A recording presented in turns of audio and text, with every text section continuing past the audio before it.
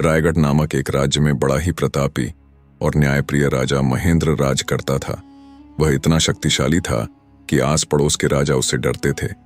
उसका मंत्री बड़ा कुशल, न्यायप्रिय और कई कलाओं में पारंगत था। मंत्री के दो सुंदर पुत्र थे जो उसी की भांति बड़े गुणवान थे। बड़े लड़के का नाम वीर प्रताप और छोटे का नाम तेज प्रताप था। जब मंत्री का देहांत हुआ तो राजा महेंद्र ने मंत्री के दोनों पुत्रों को बुलाकर कहा कि तुम्हारे पिता के मरने से मुझे भी बड़ा दुख है। अब मैं तुम दोनों को उनकी जगन्य करता हूं। तुम दोनों मिलकर मंत्री पद संभालो। दोनों ने सिर झुकाकर राजा का आदेश मान लिया। 1 महीने तक अपने पिता की मृत्यु का शोक करने के बाद दोनों राज्य दरबार में गए। दोनों मिलकर काम करते थे। जब राजा शिकार के लिए जाता तो बारी बारी से हर एक को अपने साथ ले जाता था और दूसरे को राजधानी में छोड़कर जाता था ताकि वह शासन कार्य को देखता रहे। एक दिन शाम के समय दोनों भाई एक साथ बैठकर हंसी मस्करी कर रहे थे। हंसी हंसी में बड़े भाई ने कहा कि हम दोनों एक साथ इतना बड़ा राज्य चलाते हैं। हम क्यों ना ऐसा करें कि एक रात दोनों भाई किसी अमीर परिवार की सुंदर कन्या से विवाह करें। तुम्हारी क्या राय है? छोटे ने कहा कि मैं आपकी आज्ञा को भला कैसे टाल सकता हूं। जैसा आप कहेंगे वैसा ही होगा। दोनों मदिरा का सेवन कर रहे थे। उन दोनों को नशा भी आ रहा था। बड़े भाई ने कहा, सिर्फ एक रात में शादी हो और हमारी पत्नियों को एक ही रात में गर्भ ठहरना चाहिए। छोटे ने हंसकर कहा कि वह भी हो जाएगा। फिर बड़े ने कहा कि हमारी संतानें भी एक ही दिन, जन्म तुम्हारे यहां पुत्र का जन्म हो, मेरे यहां पुत्री का जन्म हो। तेज प्रताप ने कहा, बड़े भैया मान लो, संतान का भी जन्म हो गया। फिर बड़े ने कहा कि जब तुम्हारा बेटा और मेरी बेटी बड़े हो जाएंगे तो उनका विवाह भी कर दिया जाएगा। छोटे भाई ने कहा, इससे अच्छी क्या बात हो सकती है कि मेरे बेटे की शादी आपकी बेटी से हो। वीर प्रताप ने कहा, मैं अपनी बेटी की शादी तुम्हारे बेटे से एक ही शर्त पर करूंगा। छोटे ने कहा, कौन सी शर्त है? वीर प्रताप ने कहा, मैं शादी में तुमसे 9000 सोने के सिक्के और 10 सुंदर सुंदर दासियां लूंगा, तभी अपनी बेटी की शादी तुम्हारे बेटे से करूंगा। छोटे ने मजाक को बढ़ाते हुए कहा, ये आप कैसी बातें कर रहे हैं? लड़के वाले दहेज कहां देता है? लड़के वाले तो दहेज लेते हैं। आपको तो यह होना चाहिए कि शादी में 2-4 गांव और 10-20 दसी दहेज में मुझे दें, ना कि मुझसे दहेज लें। इसी तरह मजाक आगे बढ़ता गया, किंतु बड़ा भाई गुस्से वाली स्वभाव का था।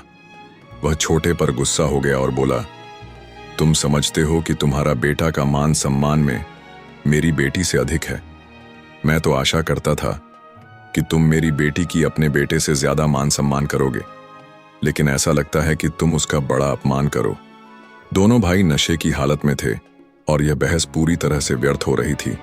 असल में किसी की शादी नहीं हुई थी, फिर भी संभावित दहेज और बेटे बेटी के विवाह को लेकर बहस हो रहा था। पहले तो हल्की फुल्की बातें हो रही थीं, लेकिन धीरे धीरे वह मजाक गंभीर रूप लेता गया। अंत में बड़े भाई ने गुस्से में कहा, सवेरा होने दे, मैं तुमको राजा के सामने ले जाकर दंड दिलाऊंगा, तब तुमको समझ में आएगा कि बड़े भाई से मुंह हलगा का क्या परिणाम होता है। यह कहकर वह अपने शयन कक्ष में चला गया। छोटा भाई भी अपने कमरे में आया और पलंग पर लेट गया, लेकिन उसे रात भर नींद नहीं आई। वह गुस्से से जलता भुता रहा और सोचता रहा कि यह बड़े भैया मामूली सी बातों पर भी इस तरह की बात कर रहे हैं। अगर कोई गंभीर मुद्दा सामने आया तो वह क्या करेगा? रात भर उसके मन में यह सवाल घूमता रहा और वह अपने बड़े भाई के साथ रिश्ते के बारे में चिंतित हो गया। दूसरे दिन सुबह वीर प्रताप राजा के साथ शिकार पर चला गया और इधर छोटा भाई तेज प्रताप ने बहुत से रत्नाभूषण आदि एक मजबूत घोड़े पर लाद लिया और बहुत सी खाने पीने का सामान रखा और रायगढ़ राज्य को छोड़कर चल दिया। वह दूर देश की राह पर चल पड़ा। बहुत दिनों की कष्टप्रद यात्रा के बाद उसका घोड़ा बीमार हुआ और मर गया। वह बेचारा अपना सामान कंधे पर रखकर पैदल ही चलने लगा। एक गांव से होते हुए वह प्रतापनगर राज्य की ओर बढ़ रहा था। उसे एक घुड़सवार उसी तरफ जाता हुआ मिला। घुड़सवार को उस पर दया आ गई और उसने तेज प्रताप को अपने पीछे घोड़े पर बिठा लिया और प्रतापनगर राज्य तक पहुंचा दिया। प्रतापनगर में पहुंचते ही तेज प्रताप ने देखा कि सड़क के दोनों ओर भारी भीड़ उमड़ी हुई थी। उत्सुकता से उसने अपने चारों ओर नजर दौड़ाई। लोग किसी विशेष व्यक्ति की प्रतीक्षा में खड़े थे। कुछ ही पलों बाद एक भव्य शाही सवारी दिखाई दी।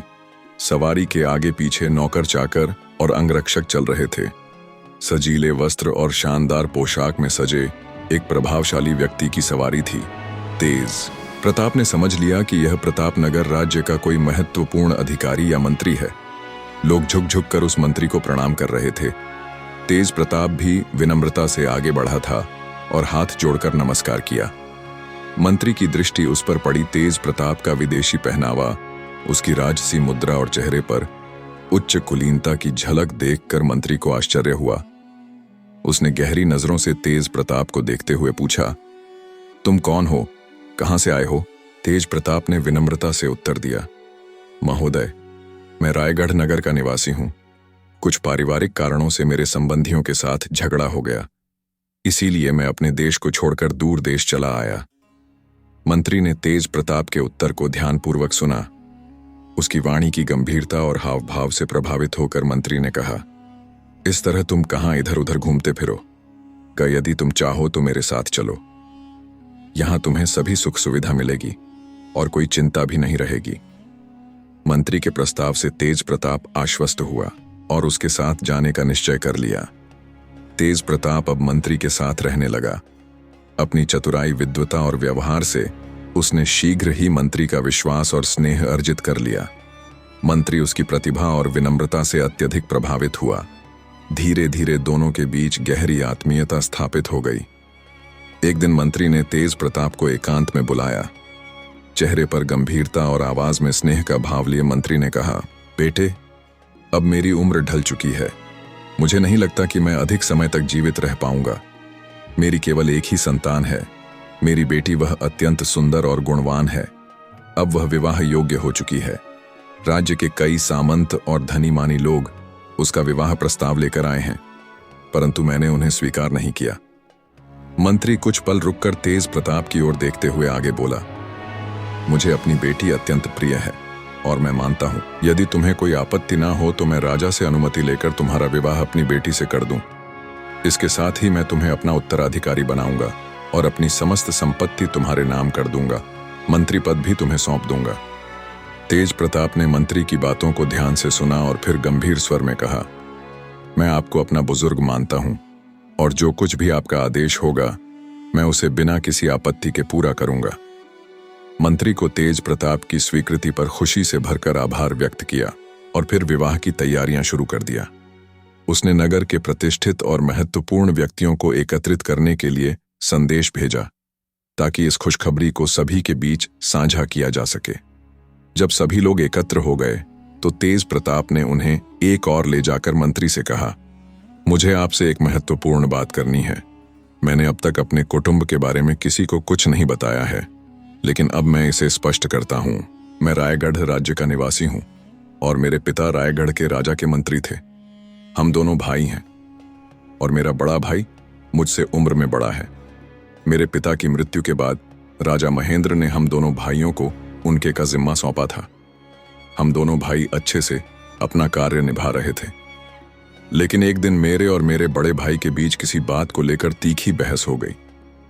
उसने मुझसे ऐसे कटु शब्द कहे जिन्हें सहन करना मेरे लिए कठिन था और इसी कारण मैंने देश छोड़ने का निर्णय लिया। मंत्री ने जब यह वृत्तांत सुना तो और भी प्रसन्न हुआ। उसने सोचा कि यह तो बहुत अच्छी बात है कि यह भी मंत्री का बेटा निकला। उसने एकत्र हुए नागरिकों से कहा, मैं एक बात में आपकी सलाह लेना चाहता हूं। मेरा एक मित्र रायगढ़ राज्य के राजा का मंत्री है। उसका केवल एक पुत्र है। उसने रायगढ़ में अपने बेटे का विवाह नहीं करना चाहा और उसे यहां मेरे पास भेज दिया ताकि मैं उसका विवाह करके उसे अपने पास रखूं। आप क्या कहते हैं? सभी ने एक स्वर से कहा कि बहुत ही अच्छी बात है। भगवान वर वधू को हमेशा खुश रखे। मंत्री ने सब लोगों को भोजन कराया और शादी की मिठाई बांटी। पंडित जी ने आकर विवाह संपन्न किया। फिर सब लोग मंत्री के घर से विदा हो गए। अगले दिन मंत्री ने अपने सेवकों को आदेश दिया कि वे तेज प्रताप को स्नान कराए। सेवकों ने उसकी सेवा में कोई कसर नहीं छोड़ा। स्नान के बाद तेज प्रताप ने अपनी आदत के अनुसार साधारण कपड़े पहनने की इच्छा जताई, लेकिन मंत्री के सेवकों ने उसे रत्न जड़ित और मूल्यवान वस्त्र पहनाए जो मंत्री ने उसके लिए बनवाए थे। अब पूरी तरह से सजे धजे तेज प्रताप ने मंत्री के पास आकर प्रणाम कि मंत्री उसे देखकर बेहद प्रसन्न हुआ। उसने प्यार से तेज प्रताप को पास बिठाया और फिर मंत्री ने कहा, तुम रायगढ़ के मंत्री के बेटे हो, फिर भी तुमने परदेश में रहना क्यों निर्णय लिया? ऐसी क्या बात हो गई थी कि तुम दोनों भाइयों के बीच इस कदर विवाद हुआ कि तुम्हें अपना घर छोड़ना पड़ा? अब तुम मेरे दामाद हो, हम अब एक ही परिवार के हैं और हमारी एकता अपरिहार्य है। तुम अब मुझसे कोई भेद नहीं रखना। मुझे बताओ क्यों छोड़ा? तुमने अपना घर मंत्री की आवाज में सच्ची चिंता और सहानुभूति थी। तेज प्रताप के लिए यह क्षण बहुत महत्वपूर्ण था। अब उसे अपने अतीत को पूरी तरह से सामने लाने का समय था। तेज प्रताप ने मंत्री से अपनी पूरी कहानी साझा किया। उसने सविस्तार बताया कि कैसे हंसी हंसी में कही गई एक बात ने अंततः एक कटु विवाद का रूप ले लिया। मंत्री ने उसे ध्यान से सुना और फिर यह सुनकर हंसी नहीं रोक पाया। मंत्री ने हंसते हुए कहा, इतनी सी बात पर तुम अपने भाई से अलग हो गए और अपना देश छोड़ दिया। यह तो बेकार का झगड़ा था जो तुम दोनों का एक साथ विवाह होने का विचार कर रहे थे और तुम दोनों के यहाँ एक पुत्र और एक पुत्री होते और फिर उनके विवाह में दहेज का सवाल भी उठता। लेकिन तुम्हारे भाई की ज्यादती थी कि उसने इस हल्की सी बात को इतनी बढ़ा चढ़ाकर पेश किया। मंत्री ने आगे कहा, तुम्हारा देश छोड़ना समझदारी का कदम नहीं था, लेकिन मेरे सौभाग्य से इसने मुझे तुम्हारे रूप में एक अच्छा दामाद और सहायक मिल गया। खैर, अब इस पर विचार करने का समय नहीं है। तुम अपनी दुल्हन के पास जाओ, वह तुम्हारा इंतजार कर रही है। तेज प्रताप ने मंत्री की बात मानी और तुरंत अपनी पत्नी के पास जाने के लिए उठ खड़ा हुआ। मंत्री का आशीर्वाद उसके साथ था और तेज प्रताप अब नए जीवन की शुरुआत करने के लिए तैयार था। उधर विजय प्रताप ने भी विवाह कर लिया। संयोग से उसका विवाह उसी दिन और उसी समय पर हुआ जब तेज प्रताप का विवाह प्रतापनगर में हो रहा था। इससे भी अजीब बात तो यह थी कि 9 महीनों के बाद एक ही दिन तेज प्रताप के घर में पुत्र और विजय प्रताप के यहाँ कन्या का जन्म हुआ। तेज प्रताप के पुत्र का नाम अमर रखा गया। प्रतापनगर का मंत्री नाती के जन्म पर बहुत ही प्रसन्न हुआ। उसने बहुत बड़ा समारोह किया और अच्छी तरह से सेवकों को इनाम और फकीरों को भिक्षा दिया। फिर कुछ दिन बाद वह तेज प्रताप को शाही दरबार में ले गया और राजा से निवेदन किया कि मेरी जगह मेरे दामाद को मंत्री बना दीजिए। वह पहले भी कई बार उसे दरबार में ले गया था और राजा तेज प्रताप की बुद्धि और चतुराई से प्रभावित था, जिसके कारण उसने बगैर किसी हिचक के तेज प्रताप को अपना मंत्री बना दिया। पुराना मंत्री यानी तेज प्रताप का ससुर यह देखकर अत्यंत प्रसन्न हुआ कि तेज प्रताप प्रबल कुशल और ऐसी न्याय प्रियता और मृदुल स्वभाव से काम करता था कि राजा प्रजा सभी का प्रिय हो गया है। 4 वर्षों के बाद अवकाश प्राप्त मंत्री बीमार होकर मर गया। तेज प्रताप ने उसका बड़ा मातम किया और सारे मृतक संस्कार अच्छी तरह से किया। अमर जब 7 वर्ष का हुआ तो उसके पिता ने उसका शिक्षा दीक्षा कराया और बड़े बड़े विद्वानों को उसका शिक्षक नियुक्त किया। अजय ऐसा कुशाग्र बुद्ध था कि कुछ ही समय में उसने पूरे ग्रंथों को कंठस्थ कर लिया था। 12 वर्ष का हुआ तो उसने सारी प्रचलित विद्या से लिया। वह अत्यंत सुंदर और सुशील भी था। जो भी उसे देखता उसकी प्रशंसा करते नहीं थकता था। एक दिन तेज प्रताप अपने पुत्र को राजदरबार में ले गया। अमर ने राजा को ऐसे विधिपूर्वक प्रणाम किया और उसके प्रश्नों का इतनी बुद्धिमानी से उत्तर दिया कि राजा बहुत खुश हुआ। उसने अमर को इनाम दिया। तेज प्रताप अपने पुत्र के प्रशिक्षण पर बहुत ध्यान दिया करता था और बराबर उसे ऐसी अच्छी अच्छी बातें सिखाता था। इसी तरह कई वर्ष निकल गए। फिर एक दिन तेज प्रताप बीमार पड़ गया। किसी इलाज से वह ठीक नहीं हो पा रहा था और उसकी बीमारी बढ़ती चली जा रही थी। अपना अंत समय आता देखकर उसने अपने बेटे अमर को अपने निकट बुलाकर कहा, बेटे, यह जीवन नश्वर है और संसार अमर है। तुम मेरे मरने पर दुख नहीं करना और भगवान की इच्छा समझकर संतोष कर लेना। और अब मैं जो कहता हूं उसे ध्यान से सुनो। मुझे आशा है कि मैं जैसा कहूंगा वैसा ही तुम करोगे। मैं वास्तव में रायगढ़ राज्य का निवासी हूं मेरे पिता वहां के राजा के मंत्री थे। उनके मरने पर मैं और मेरा बड़ा भाई विजय प्रताप दोनों को मंत्री बना दिया गया। मेरा बड़ा भाई अब तक वहां का मंत्री है, लेकिन मैं किसी कारण से यहां चला आया। उसने एक संदूक से एक कागज निकालकर बेटे को दिया और कहा, फुर्सत से इसे पढ़ना, इसमें तुम्हारे सभी सवालों का जवाब मिलेगा। मेरे विवाह और तुम्हारे जन्म की तिथियां भी इसमें लिखा हुआ है। अमर को पिता की मृत्यु संघर्ष देखकर बड़ा रंज हुआ। वह रोज चिल्लाने लगा। तेज प्रताप ने बेटे से कहा, अब मैं कुछ देर ही का मेहमान हूं। मैं इस अंतिम समय पर तुम्हें कुछ उपदेश दे रहा हूं, जिन्हें तुम हमेशा याद रखना। पहली बात तो यह है कि किसी से बहुत घनिष्ठ मित्रता नहीं करना, नहीं तो जब कोई घनिष्ठ मित्र धोखा देता है तो वह घाव इतना गहरा होता है कि सहना कठिन हो जाता है। इसलिए संबंधों में एक सीमा बनाए रखना जरूरी है। दूसरी यह कि कभी भी किसी पर अत्याचार मत करना याद रखना। यदि तुम लोगों के साथ अन्याय करोगे तो एक दिन वही अन्याय तुम्हारे सामने भी खड़ा हो जाएगा। तीसरी बात यह है कि अपने वचन पर हमेशा नियंत्रण रखना। कभी भी ऐसी बात मुंह से मत निकालना जिससे तुम्हें बाद में लज्जित होना पड़े। चौथी बात यह है कि कभी भी मदिरा का सेवन मत करना। मदिरा न केवल स्वास्थ्य के लिए हानिकारक होती है, बल्कि यह बुद्धि को भी भ्रष्ट कर देती है। जब बुद्धि भ्रष्ट हो जाती है तो आदमी सही गलत का भेद नहीं कर पाता है। पांचवी बात यह है कि हमेशा हाथ रोककर खर्च करना, मितव्ययिता को अपने जीवन का सिद्धांत बनाओ। इसका मतलब यह नहीं कि इतना कंजूस बन जाओ तुम्हारा मजाक उड़ाए, लेकिन इतना भी खर्च मत करना कि निर्धन हो जाओ। याद रखना, धनवान के पास हजारों दोस्त होते हैं, लेकिन जब धन समाप्त हो जाता है तो कोई उसका हाल तक पूछने नहीं आता है। तेज प्रताप ने अमर की आंखों में देखते हुए अपने अंतिम शब्द कहे। यह उपदेश उसके जीवन का सार थे, जिन्हें उसने कठिन अनुभवों से सीखा था। अमर ने अपने पिता की हर बात को ध्यान से सुना और उनके इन अमूल्य उपदेशों को सदा के लिए अपने मन में बसा लिया। जब वह मर गया तो अमर ने बड़े समारोह पूर्वक अपने पिता का अंतिम संस्कार किया। अब अमर उस देश की रीति के अनुसार 1 महीने तक घर में बैठकर पिता की मृत्यु का मातम किया। इस पर राजा ने आपत्ति नहीं जताया, किंतु अमर को पिता के मरने का इतना शोक हुआ कि इसके बाद भी वह दरबार बार में नहीं गया। जब दूसरा महीना भी बीत गया तो राजा को बड़ा क्रोध आया। उसने अमर के बजाय दूसरे व्यक्ति को मंत्री नियुक्त कर दिया और एक दिन नए मंत्री को आज्ञा दी कि पुराने मंत्री की जमीन जायदाद जब्त कर लो और अमर को गिरफ्तार करके मेरे सामने लाओ।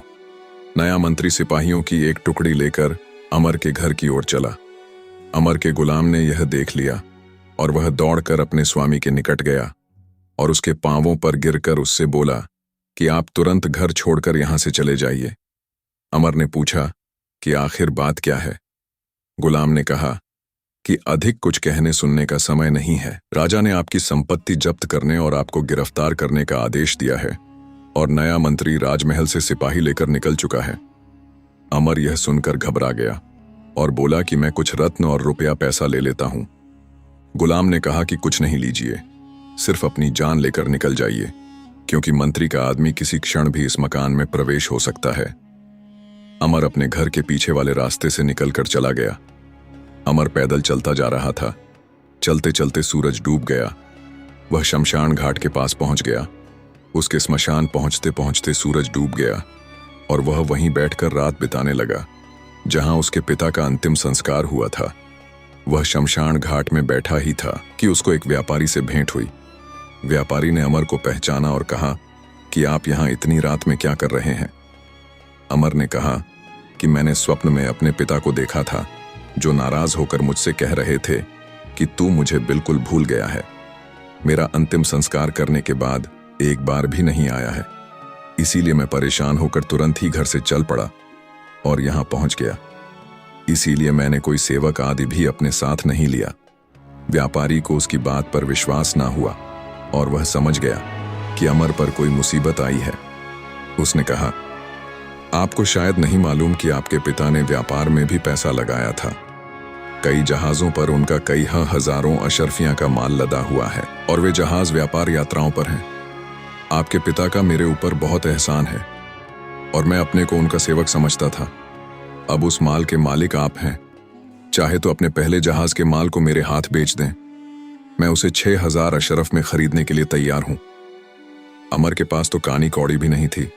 उसने इन मुद्राओं को भगवान की देन समझा और सौदा मंजूर कर लिया। व्यापारी ने कहा, अच्छी तरह सोच लीजिए, 6,000 अशरफ देकर मैं आपके पहले जहाज के माल का स्वामी हो जाऊंगा, चाहे माल कितने का ही क्यों ना हो। क्या आप यह सौदा पूरी रजामंदी से कर रहे हैं? अमर ने कहा, हां, मैं पूरी रजामंदी से माल बेच रहा हूं। व्यापारी ने कहा, मालिक, मैं आपके ऊपर पूरा विश्वास करता हूं, किंतु दूसरों को दिखाने के लिए जरूरी है कि आप यह क्रय पत्र लिखित रूप में मुझे दें। यह कहकर उसने कमर से बंधा हुआ एक पत्र दिया। अमर ने लिखकर दे दिया कि मैं प्रतापनगर पहुंचने वाले अपने पहले जहाज का माल फलाना व्यापारी के हाथ 6,000 अशरफियां में बेचता हूं। यह लिखकर नीचे हस्ताक्षर कर दिए। उस व्यापारी ने वह कागज ले लिया और अमर को 6,000 अशरफियां की थैली देकर चला गया। वह स्मशान घाट पर बैठकर अपने दुर्भाग्य पर विलाप करने लगा। उसकी आंखों से आंसुओं की धारा रुकने का नाम नहीं ले रही थी। बहुत देर तक रोते रोते वह थक गया और वहीं बैठा बैठा सो गया। इसी बीच वहां एक जिन्न घूमता फिरता आ निकला। उसने स्मशान में सोते हुए को देखा। अमर के सुंदर और तेजस्वी चेहरे को देखकर जिन्न चकित रह गया। उसने अपनी पूरी जिंदगी में ऐसा सुंदर मनुष्य पहले कभी नहीं देखा था। वह अमर को देखता ही रह गया। कुछ देर बाद वह आकाश में उड़ गया और अपनी मित्र रिमझिम पारी से मिलने पहुंचा। जिन्न ने परी से कहा, परी, मेरे साथ चलो, मैं तुम्हें धरती पर एक ऐसा मनुष्य दिखाऊंगा कि जिसकी सुंदरता देखकर तुम भी मोहित हो जाओगी। परी को यह सुनकर आश्चर्य हुआ। उसने जिन्न की बात मान ली और दोनों साथ में धरती पर लौट आए। स्मशान घाट पर पहुंचकर जिन्न ने सोते हुए अमर की ओर इशारा करके कहा, देखो, ऐसा सुंदर मनुष्य तुमने पहले कभी देखा है? रिमझिम परी ने अमर को ध्यान से देखा और उसकी सुंदरता पर मुग्ध हो गई। लेकिन उसने जिन्न से कहा, हां, यह युवक अत्यंत रूपवान है, पर मैं अभी रायगढ़ राज्य से लौट रही हूं। वहां एक विचित्र घटना मैंने देखी है, मैं तुम्हें बताती हूं।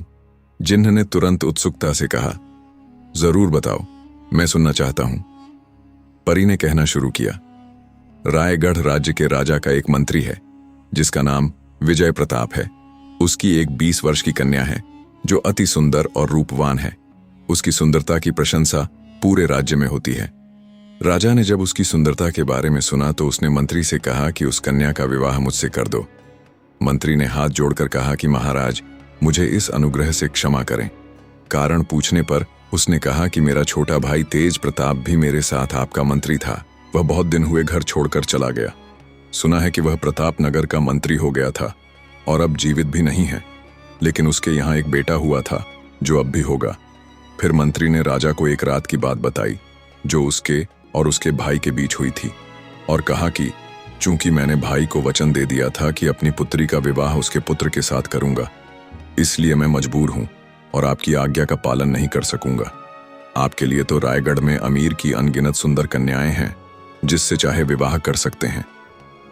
राजा मंत्री की बात सुनकर गुस्से से भड़क उठा। उसने क्रोधित होकर कहा, तुम्हें यह गुस्ताखी करने की हिम्मत कैसे हुई कि मेरी बात को नकार दो? तुमने मुझे इतना छोटा समझा कि मेरे साथ रिश्ता करने से इनकार कर दिया। मैं तुम्हें ऐसी सजा दूंगा कि जीवन भर याद रखोगे। तुम्हारी बेटी अब एक बदसूरत सेवक से ब्याही जाएगी। इतना कहकर राजा ने अपनी घुड़साल में काम करने वाले एक कुरुकुबड़े सेवक को बुलवाया। यह न केवल कुरूप था, बल्कि उसका पेट बड़ा और पांव टेढ़े थे। राजा ने आदेश दिया कि उसे दूल्हे की तरह सजाया जाए। मंत्री को यह सुनकर गहरा आघात पहुंचा, किंतु वह राजा का कुछ नहीं कर सकता था। वह भारी मन से अपने महल लौटा और विवाह की तैयारियां शुरू करने का आदेश दे दिया। रात को रायगढ़ में सेवक ने बारात सजाई। उन्होंने उस बदसूरत सेवक को नहलाकर नए कपड़े पहनाए और दूल्हे की तरह सजाने लगे। इसी समय आकाश से जिन्न और परी यह दृश्य देख रहे थे। परी ने जिन्न से कहा, यह कितनी अन्यायपूर्ण और दुखद स्थिति है। मंत्री की इतनी सुंदर और गुणवान कन्या का विवाह इस कुरूप आदमी के साथ होना बहुत गलत है। यह सुनकर जिन्न बोला, अगर हम कोई ऐसा उपाय करें कि इस कन्या का विवाह इस सोए हुए सुंदर युवक अमर के साथ करा दे तो कैसा रहेगा? परी ने प्रसन्नता से कहा, मैं तो यही चाहती हूं अगर हम उस कुरूप आदमी को धोखा देकर उसकी जगह इस सुंदर युवक को दूल्हा बना दें तो मंत्री और उसकी पुत्री का सम्मान भी बच जाएगा और राजा को उसके अनुचित आदेश का उचित परिणाम भी मिल जाएगा। जिन्न ने कहा, यह काम संभव है, पर मुझे तुम्हारी सहायता की आवश्यकता होगी। यदि तुम मेरा साथ दो तो मैं इस सोए हुए युवक को तुरंत रायगढ़ के पास पहुंचा सकता हूं। तो दोस्तों, क्या होगा? जब अमर को जिन्न और परी रायगढ़ में ले जाएंगे तो क्या राजा का अन्याय सफल होगा या फिर जिन्न और परी की योजना से सब कुछ बदल जाएगा? क्या अमर और मंत्री की बेटी का विवाह हो पाएगा? आगे की कहानी में होगा। और भी ज्यादा रोमांच और चौंकाने वाले मोड़ ये जानने के लिए देखना मत भूलिए। हमारे अगले भाग में अगर आपको कहानी पसंद आई हो तो लाइक करें, अपने दोस्तों के साथ शेयर करें और चैनल को सब्सक्राइब कर लें ताकि आप आगे की दिलचस्प कहानी मिस ना करें। अगले भाग में मिलते हैं, तब तक के लिए राधे राधे। वीडियो को लास्ट तक देखने के लिए धन्यवाद।